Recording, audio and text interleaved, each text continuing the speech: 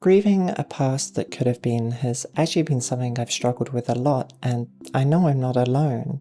It can seem so unjust to have lost a childhood and adolescence, or even more, due to people thinking and telling us that we're something we're not. Confronting these thoughts and even reclaiming those experiences can be really tough, but I had the chance to do just that whilst I was in the UK staying with my mother, and I'd like to share a part of that with you.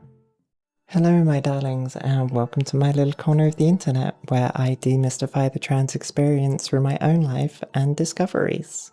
Although my mum no longer lives in the town where I grew up, I was able to borrow her car and go and visit, well, more specifically visit her woods where I spent an awful lot of time during my childhood and teenage years. Walking the dog, playing with friends, cycling around, and just spending time in nature. It's a place that I know like the back of my hand, or at least I used to, but it's a place that I never truly presented as myself. And so, despite these woods being so important to me, they're still so strongly linked to the me who didn't know or hid a really important part of herself. It could therefore feel odd, even conflicting, when I remembered the times I spent there and the importance of those memories to me. But this time, when I visited, I finally felt some catharsis, but that didn't come easy.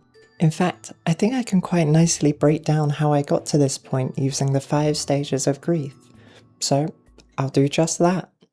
When I first looked back into my past, I felt an intense denial.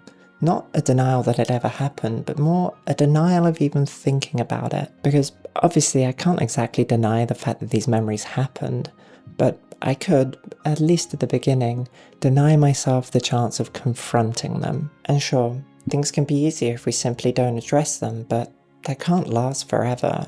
As we go through our lives, it's normal to recall past times and experiences, reliving them with a friend, a family member, or simply by yourself. Maybe something just reminded you of it, maybe you were forced to go back there, or maybe so many other things. And so, eventually, that denial has to break, and that's a good thing, because I really don't think it's healthy to deny yourself your own past. For me, those woods held too many core memories, important moments with old friends, watching the stars with an ex, and some good memories with my dad, and plenty with my grandparents, mum, brother, and old dogs. I love nature, and I'm reminded of those woods every time I'm surrounded by trees, so there's no way I could continue denying those memories. Next came anger.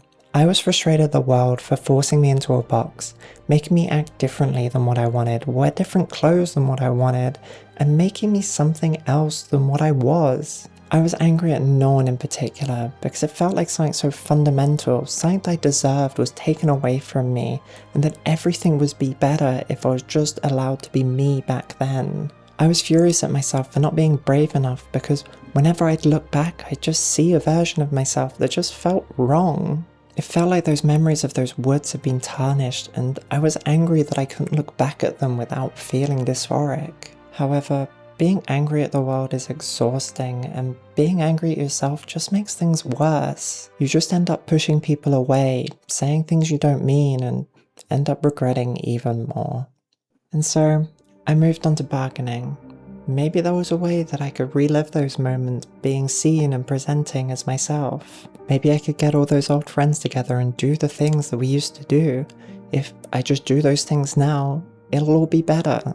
And yeah, sometimes it is possible to reclaim our past in that way, perhaps wearing an outfit that you always dreamed of when you were younger, or doing that activity that you never had the courage to do. But the problem is that a lot of things in life really are just once-in-a-lifetime moments. For me, those woods hold so many memories with pets and people that are sadly no longer with us, and moments of emotion that just can't be recreated. Yeah, I can walk around presenting and being seen as me, but those moments have still passed, and there's nothing I can do about that. It's a tough realization to know that some things just can't be changed, some important and fundamental things, and if they can't be changed, why even bother? Depression. It can take many forms, but there's no two ways about it. It sucks. Feeling hopeless, without control, why even bother continuing when you can't change the things that are so important? It feels like the lowest of lows with no way back up, but you can find your way out. Sometimes you just need to feel things for a while and then build up the motivation to view things differently, to move on. And sometimes you need to talk it out with a friend, a family member, or even a professional. The important part is finding a way forward.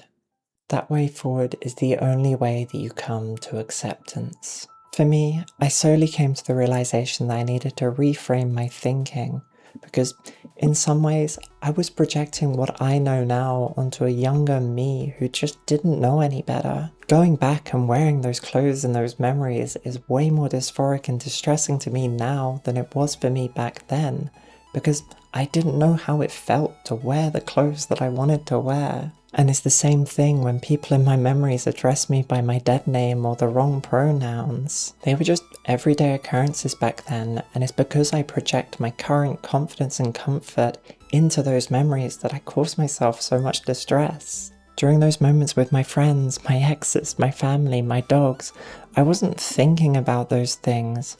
I was feeling a wide variety of emotions because I was living in those moments, and those emotions are what solidified them as memories. When I started to focus on those emotions rather than focusing on my gender expression and identity in those memories, I was able to look back on them way more fondly, because I was still me back then, doing a lot of the things that I wanted to do.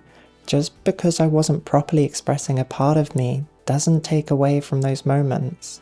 And who's to say, maybe if I was out then, some of those precious memories might have never have happened.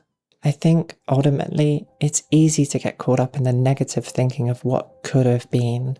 Because we're speculating, we have free rein to imagine all of the best experiences that could have happened and how they could be so much better than what we did have. However, there's no actual way to know how things would have been, or even know if things would have been better. In the end, those emotions in our memories were still real. For me, I was still Fiona when I made those memories. I was just still figuring that out and doing the best that I could. Those experiences made me who I am today and led me to the friends that I have, and even to me being stood here talking to you. I'm still honestly figuring things out and just doing my best, so I really can't blame little me for not knowing either. I honestly doubt that I'll recognize the me of today in my memories 10 years from now, so I really don't think I should be judging or feeling bad about the me from my memories 10 or 20 years ago. And so I'll just continue making more memories and looking back at them all fondly, and I hope that you as well are able to do the same. Thanks again for making it to the end of another video. If you did like it, feel sure to leave it a like and subscribe if you want more content like this. Never hesitate to leave a comment below if you have any more questions, and I'm sure you've noticed the new room. As you can imagine, I did want to film this video back at my mum's, but I kind of moved on by then, and I'll explain that to you soon. But in the meantime, if you want to hear more from me, feel free to follow me on Blue Sky, and if not, I'll see you in the next one. Bye!